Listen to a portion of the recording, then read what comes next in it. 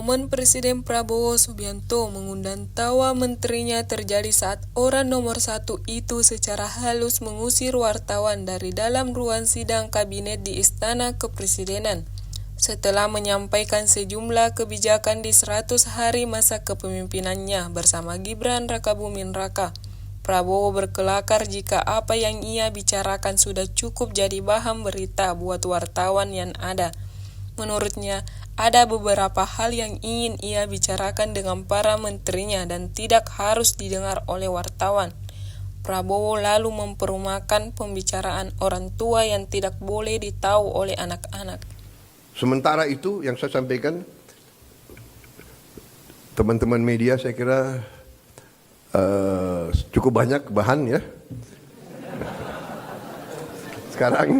Sekarang akan saya sampaikan hal-hal yang belum perlu Anda dengar. Kan begitu kan? Saya kira media ini masih muda-muda ya. Jadi ada hal-hal yang kalau orang tua bicara yang muda-muda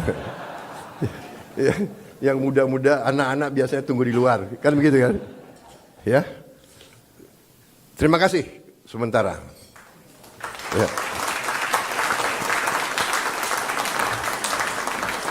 Paling lama ini, ya. Zaman Pak Jokowi sebentar dia di dalam. Download Tribun X sekarang, menghadirkan lokal menjadi Indonesia.